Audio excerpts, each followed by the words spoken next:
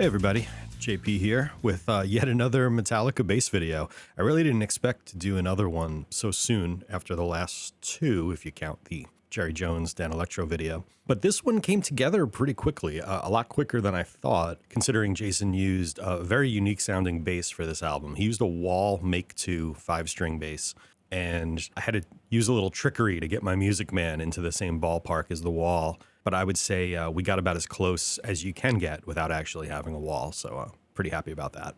And Justice for All, I mean, how to unpack it. I'm not going to relitigate too much about it, although I may give my opinion later on, but that's not really the point of this, so I'll save that for later. These bass parts, you know, up until, what was it, probably the 5.1 mixes and the Guitar Hero video, nobody heard these for 20 years. In fact, in an interview, Flemming Rasmussen said that aside from he, Jason, and Toby Wright, who was the additional engineer, assistant engineer on the tracking of the Justice album, outside of the three of them, he didn't think anybody else really appreciated how great he thought these bass tracks were. And not so much tooting his own horn as the engineer, but the performance. He talked about how he really thought that Jason's bass playing fit better in Metallica than Cliff's did. I'll try to link the interviews where he said this, but, you know, he kind of views Cliff as like a one-of-one unique bass artiste, someone that you're really kind of beyond comparison with others because he just did the things in his own unique way. But Jason's playing, the way that it locked in with Lars's drums and rhythm guitar, Flemming really thought was a better fit for the band and what they were trying to do. And, you know, I got to say, I kind of agree. These bass tracks, the syncopation with the drums is phenomenal. And I mean, this was Metallica's prog rock album, or prog metal album, I should say. This is as close as they came to ever doing anything prog. And it makes the tightness of the bass performance all the more incredible. You can find a lot of stems. Of course, the stems from the video game are probably the ones that are most known, because they are like the official tracks. But even some of the AI generated, the isolated bass track stems, although the audio quality isn't the best, you can still get an idea for the tones. And man, how awesome some of the bass playing is. Jason did a lot of chords. Again, I mentioned the syncopation, and it's just really, really impressive. And his divergence from the guitar parts, he didn't just copy James. I mean, yeah, that had a lot to do with Metallica's sound back then, but it wasn't all he did. He threw in a lot of really cool things. I just wanted to kind of give him all the props I could. Getting back to the recording, yes, this was engineered by Flemming Rasmussen, assisted by Toby Wright at One on One Studios. In fact, we got a picture of them in the control room, and that is the very same control room that most of A Year and a Half in the Life of Metallica was shot in, at least most of the tracking. So it's kind of cool to see the same SSL and the same Neve 1081s on the side that were used for the Black Album a couple years later. Most of the bass tracks for Justice were recorded overnight with Toby Wright actually engineering them. You know, they got the sounds, and Flemming would kind of work with the guys during the day, and then Toby would work with Jason through the night. Toby has done several interviews where he talks about this process as well. And yeah, those are really cool. Of course, Toby went on to have a great career of his own, you know, most notably with Alice in Chains in the late 90s. But we have some great info on the bass tones from this, both from interviews and from Flemming's actual notes. We have his notes are more like the ones I would have taken back when I was an assistant, or, you know, maybe Toby wrote these, who knows. But yeah, it does kind of make you appreciate the meticulousness of Randy Staub's notes in comparison. But hey, this gets the job done, right? So this particular shot is from Frayed Ends of Sanity, but if you listen to the stem of that or the isolated track, you'll notice the tone is basically the same. I'm sure there might be slight differences, but for the most part, we're dealing with the same stuff. It doesn't list what type of amp it is here. In an interview, Jason Newsted said it was a Gallien-Kruger GK250. However, the settings here don't really jibe with that. You know, here it looks like we've got a contour switch, a bright switch, and something switched to norm, which I'm thinking is either like the input pad or the high-pass filter, the low cut that some of them have.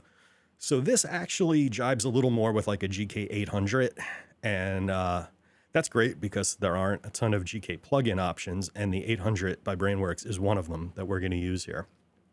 Same with the controls. It doesn't exactly say what they are here, but if you look at a GK800 from left to right.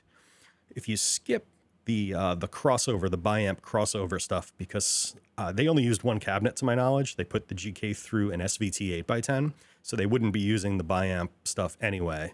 So if you kind of skip that, the settings here do line up for a GK800 head. And then we've got Pultecs. We've got Pultec EQs on both the amp track and the DI track. Jason used a Wall Make 2 5-string bass on this. Wall basses, if you're not familiar with them, have really unique electronics. They have these big humbucking pickups, but each string actually has individual coils, and then each pickup has its own active filter. It's sort of like a resonant filter, like a Moog, you know, where you're finding a certain frequency to boost and then sort of cutting below it, and very interactive. And each pickup has its own. So you could kind of set the resonant filter where you like it for each pickup, where it sort of reacts best to the playing, and then blend them together. Well, wall basses are incredibly expensive, incredibly rare. I don't know anyone with one. I couldn't borrow one. So I got a little creative. I have a dual humbucker bass. It's an old Music Man Sabre from like the late 70s, 78 or 79. And although, again, the wall pickups are very unique, but I figured I would try the Sabre. So I'm running it the way I generally always do, which is with the active bass and treble controls cranked fully. And it's got a little bright switch on it too. In fact, the walls have their version of a bright switch. They call it the pick attack switch. And I have to think that Jason had it turned on his, just based on the way it sounds. It gives a little boost up around 5-6K. And that's kind of what same thing the bright switch on the Sabre does as well. So I have that on. And I'm in the middle position, so both pickups are active for this. Now, I played it that way, and it was still missing something. There was still a little aggression or a frequency thing missing. And then I remembered Justin Chancellor from Tool plays wall basses, and he uses that resonant filter on his bass as kind of a wah effect with his hand. Dunlop made a pedal for him so that he could do it with his feet instead of using the control with his hand. So this is the Justin Chancellor wah pedal. I happen to have it because I was playing bass in a band a few years ago and I picked it up. And the UK filter mode is sort of their recreation of the wall bass resonant filter. Now, the tricky thing about using this for like a fixed position is that it's a touch foot pedal. You can't really leave it in a fixed position like you can with other wahs. So I improvised and I used a feeler gauge under the heel of the pedal, and I just kind of adjusted it until I got the frequency I liked emphasized and just left it on. I'm not using the fuzz on the pedal. I'm not using anything else. I'm only using this UK filter, which is, again, copied from the wall resonant filter. And I got to say that this was the key. In fact, I have two versions of my bass. I have with the Justin Chancellor pedal and without. So this is with.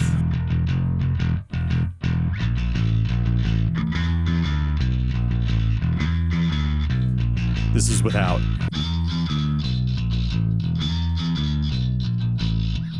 Everything else is exactly the same. We'll break down the whole chain in a second. But this is without the Chancellor. This is with. So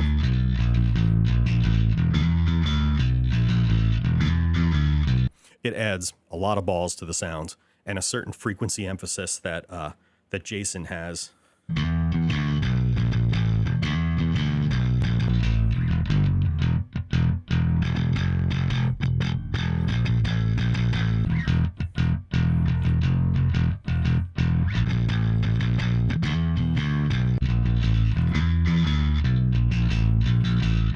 So I reckon that's about as close to a wall bass that you can get without actually having a wall bass, and I will die on that hill. Jason stuck with the walls at least through the beginning of the Justice tour. You can see him with the 4-string Make 1, as well as the 5-string Make 2, and in the music video for 1, he's playing the 5-string Make 2. It seems by the end of the tour, at least by that Seattle '89 show, he was pretty much using Alembics full-time at that point. And they actually have a similar filter-based EQ, although their pickups are a little more conventional active designs. And he would stick with the Alembics, of course, through the Black Album tour. So now, let's check out the rest of the chain here, on the amp track in particular.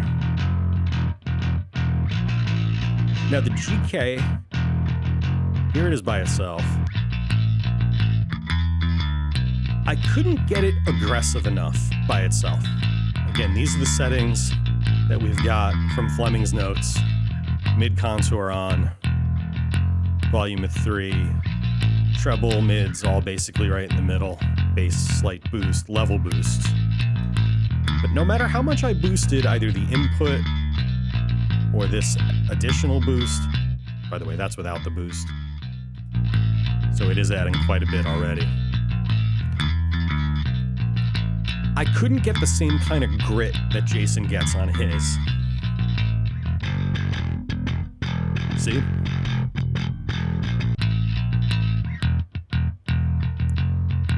And so I got to thinking, you know, could there have been something else in the signal? Could it just be the way his particular amp was reacting to the high output of his wall preamp in a different way than the plugin does? Could it be that the amp was just cranked through that Ampeg SVT 8x10 so much, and we're getting so much kind of speaker overdrive that that the sim is just not doing here? Fleming's notes had the control to the far right, the output level control at 10. And I couldn't do that with a plugin due to just an insane amount of internal clipping. In fact, I have it down in the negatives for that reason. And that's even still with a generous amount of the power soak on the output here of the plugin. So I think that's just something that probably worked a lot better in real life than it works, you know, with a sim in the box here. To compensate for it, I started trying different boost pedals in front of this, and the best one for it ended up being the good old Rat.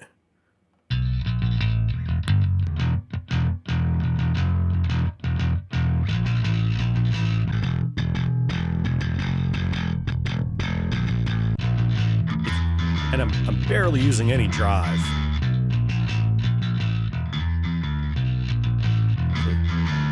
That's already too much. Right there.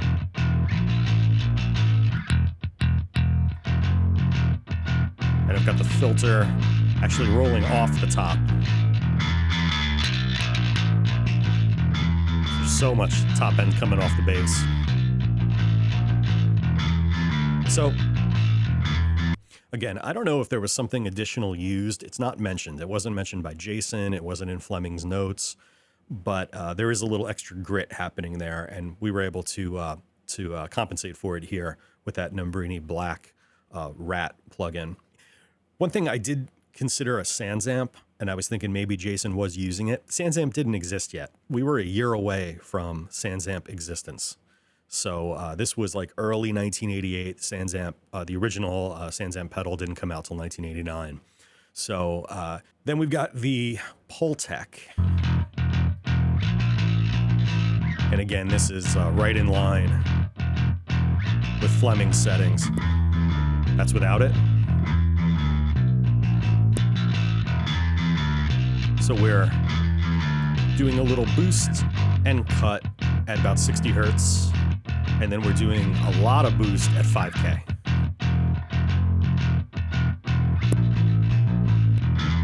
Which is pretty crucial to that sound. And then I've also got it going through a Neve 1081 just because that's what it was recorded through.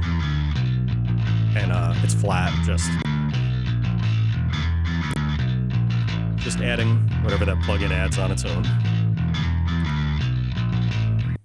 And then DI. So the EQing is a little different for the DI. That's without it.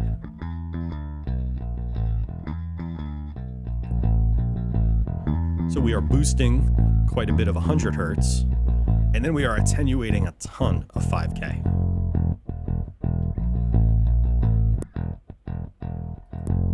And it works. It really,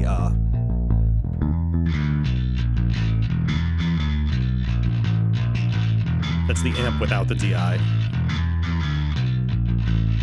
It's with it. And I'm -8 on the DI here, but I still think it adds nice little extra something there.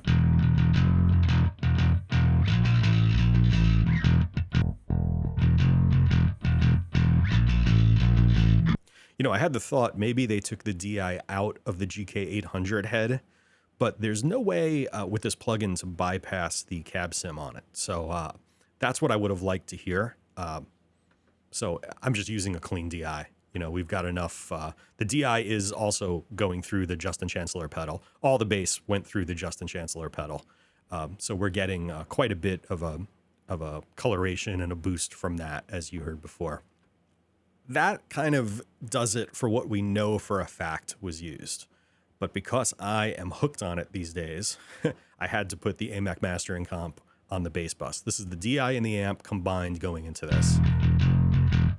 And we know Randy Staub used this on the Black Album and Load bass. And I'm using similar settings, but what this is really great for is catching the peaks from the pick attack. Turn it up a tiny bit more.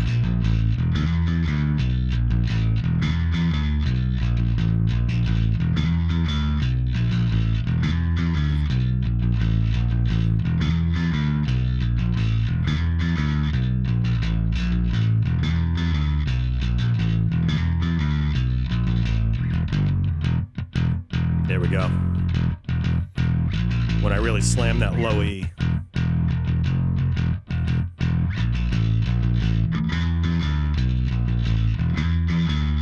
So yeah, I'm just really loving this on bass.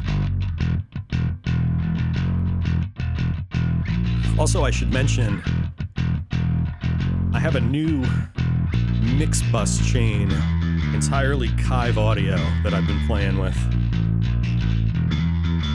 I had some of this on the last video and I forgot to mention it, but I'm using, let's get the drums going. I'm using the Kive X bus in lieu of the Waves SSL compressor. And then I'm using their Blue Mastering EQ just for a little bit of 10K shelf on the top and 100 hertz on the bottom. We got a 1 dB of 100 on the bottom and 1.5 on top. That's without the EQ. And without the compression.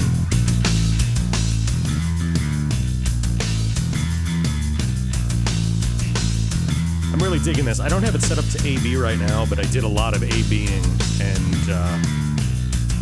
this matches up, at least at these settings, matches up really nicely with the Waves SSL.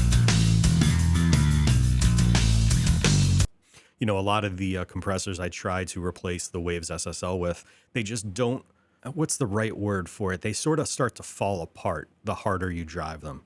And although I'm not driving this very hard here, it stays really tight. And I'm going to play with it more and more because I think Kive's making some really cool stuff. And I think both of these sound phenomenal. If you saw my video on the Black Album clean guitars, you know that I favored the Kive mastering EQ over some of the GML 8200 models that are out there. And great sounding stuff overall.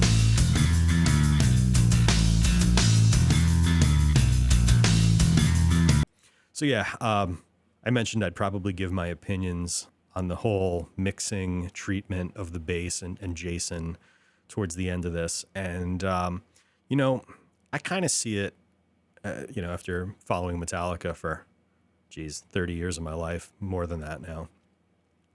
I think when Cliff died, even before that, I think James was way more comfortable being a frontman with Cliff on stage with him. I think Cliff's presence, his musical knowledge, his songwriting contributions, I think that was like a comfort zone for James that he lost when Cliff died. I think all of a sudden James felt a ton of pressure because all of that fell on him now. The stage presence, the writing. I mean, of course, James was always a prolific writer, but Cliff was always there as a sounding board. And I think a little bit of like a big brother thing. James really looked up to Cliff musically. And, if I had to guess, I would think there was a little bit of that going on there too. If you watch videos of them live from when Cliff was alive to after he passed, there's a lightheartedness with James in the earlier videos that is completely gone. When you start to see him on the Justice Tour It's like he aged 10 years overnight and really kind of took the role as like the band general at that point. And I think, you know, he felt he needed to do that with Cliff gone.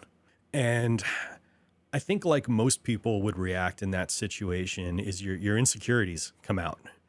And, you know, what do? You go to the thing that you do best and you sort of double down and triple down on that to maybe make yourself feel better or try to overcome it. And I think that's why And Justice for All is essentially a rhythm guitar solo. I think James did what he knew and what he did best and just took it to the most extreme place he could, along with the vision of Lars.